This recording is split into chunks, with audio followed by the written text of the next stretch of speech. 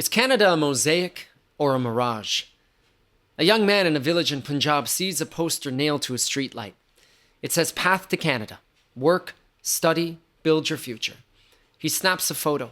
He's 24, ambitious, tired of waiting for something to change. Within weeks, he signed the papers, paid a recruiter $7,000, a massive sum where he comes from. So massive that his family has sold ancestral land, taken high-interest loans, and has liquidated precious heirlooms. A leap of faith, more than an investment. Finally, he signs papers and begins the process to become what Canada calls a temporary foreign worker. What he doesn't know is that halfway around the world, a business in Ontario has already written his story. It posted a job ad in obscure places at odd hours. It collected resumes and never called. It scheduled interviews it never conducted. Then it filled out an LMIA, an official document claiming it tried and failed to find a Canadian to do the job. The LMIA, or Labor Market Impact Assessment, was created in 2014 after public outrage over companies replacing Canadian workers with cheaper foreign labor. It was meant to be a safeguard, a way to ensure hiring from abroad only happened when absolutely necessary. But it didn't take long to become a rubber stamp, a formality, a system that businesses quickly learned how to game. He finally lands in Canada. He shares a basement with 4 others, sends money home, works nights in a warehouse. Then, after his shift ends, he straps a delivery bag to his back and bikes across town to deliver food. And one night, exhausted and drenched from the rain, he drops off pad thai at your door. You don't see his face, but he saw that sign back home. Then there's his cousin. She hears about his move and sees another path, a student visa. Not to McGill or U of T, but to a private college no one's heard of.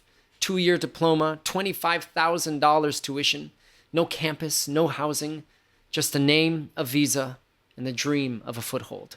She arrives in January in snow boots she's never worn before. She gets off the plane and takes a cab to a basement apartment where the door barely closes. Her college is 2 floors in an office park behind a Tim Hortons. She studies tourism while working nights cleaning offices. These are real people, but also real products of a system. One created by government, exploited by business and post-secondary education, and made possible by our silence. It wasn't the workers and students begging to be let in. It was corporations desperate for labor, but not just any labor. They wanted it cheap, flexible, disposable. And it wasn't just the private diploma mills either. Even the institutions we consider prestigious, our public colleges and major universities, depend on international students who pay exponentially more than domestic ones. That money doesn't just cover basics. It funds new buildings, shiny wings, branding campaigns, and vanity projects. So yes, we open the gates, but not out of generosity. And before we start pointing fingers, a gentle reminder. The LMIA was a Harper-era invention, and it was premiers across the country asking for an influx of people like Doug Ford, who said in 2022 that Ontario was facing a generational labor shortage with 380,000 jobs left unfilled. Bring them in, he said. And let's not let the Liberals off the hook either. When COVID restrictions were lifted and the economy cranked up again, they didn't follow common sense. They followed corporate whispers. CEOs said they needed more workers. Universities said they needed more students. The Liberals said yes to all of it. But anyone could have seen what was coming. More people, yes, but also more pressure on housing, on wages, on healthcare. And I know not just because of immigration, the financialization of housing or the oligopolies that set prices of what we eat and how we talk to each other. Man, the cracks were already there. They just helped widen them. And now finally, the government seems to be admitting what was obvious all along. In 2024, they moved to cap international student permits and reduce temporary foreign worker entries. Good. Even Mark Carney went further. Great. After years of over-reliance, they acknowledged that the numbers had grown too high too fast, that housing services and public trust couldn't keep up. It's a course correction, but also a reminder. Policy doesn't follow principle. It follows pressure.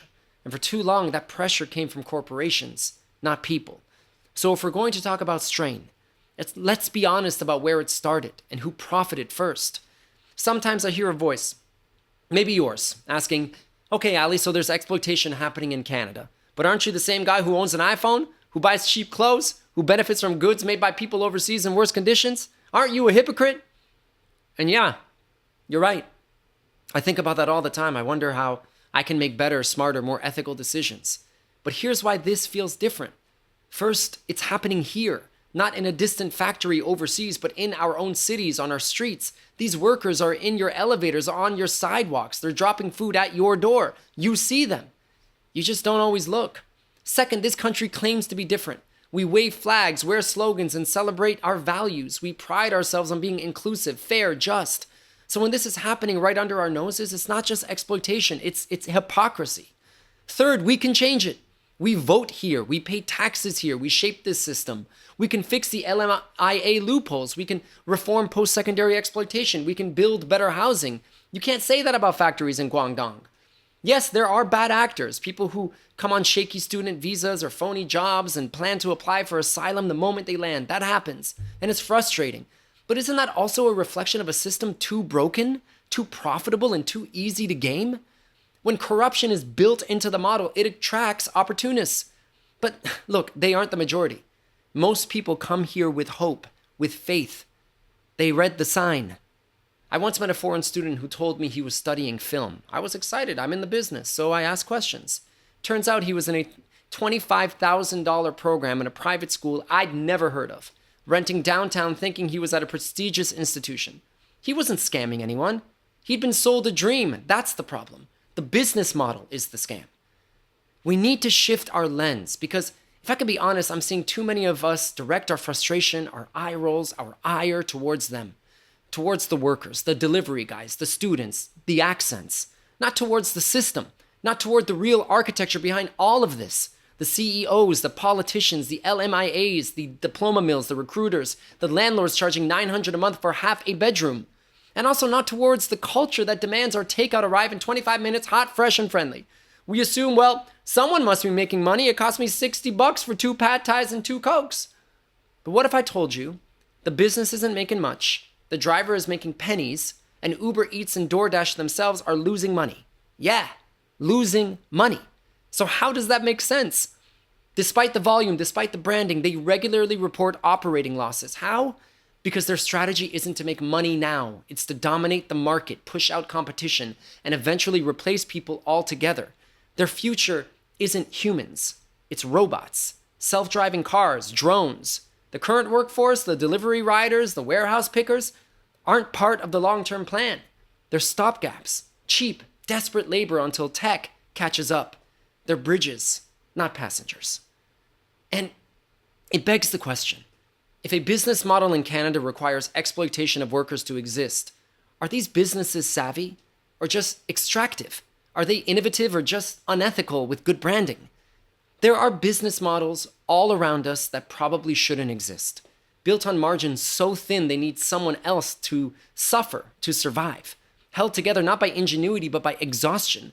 And we've accepted them as normal because they've been optimized to hide their human cost.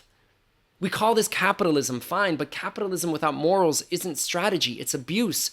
And if someone says, well, that's just the limit of the market, I'd argue, well, maybe that limit is there to make you think harder, build better. Maybe being told you can't exploit someone should push you towards something more purposeful. So yes, I want us to get angry, but not at them, at the system, at the lie. I want us to ask another question. One that maybe I shouldn't ask, or that we don't really want to answer. What if these people were white? Would we feel different? Would we act differently? I'm asking this question delicately and with grace towards you, towards myself. We told them something. We held out a promise. We said, work, study, build your future. And they believed us. So when they arrive and we underpay, overwork, and discard them, it's not just unfair, it's a betrayal. So when I see him now on the bike, in the rain, balancing our convenience on his back, I don't just see a worker. I think about his story, about his cousin's story, about our story, and I see a human. And in a way, I want to apologize. I want to say, I'm sorry we lied to you. We can't find a solution if we can't first see the truth. And here's the truth. What we call convenience isn't convenient at all. It's lying to people. It's working them to the bone. It's discarding them. It's pretending all of that is just how the world works. That's not convenience. That's cruelty. When I was a kid, I remember sitting in a classroom being told that Canada is a mosaic, a patchwork of cultures and identities bound together by shared values. I believed that, and I still want to. But what happens if the pieces of the mosaic aren't whole? What happens if they're cracked, chipped, or quietly breaking? If enough of them are left to fade or fracture, does the mosaic still hold? Or are we just too distracted to notice it crumbling? Sometimes focus matters, and I worry we're not focusing where we need to. We get angry, but at the wrong things. We skim headlines, but never ask who benefits. We point fingers at the most visible, but not the most responsible. Our memories are short. We forget what led us here. We fail to connect threads. We stay on the surface because going deeper takes more work, more discomfort, more accountability. But that's where the truth is. It's in the depths of things, in the roots. That's where change happens. If we want to keep Canada a mosaic, then it's not just about who we are, it's about how we look, where we focus, whether we choose to truly see. Lose focus, and it stops being a mosaic. It becomes a mirage.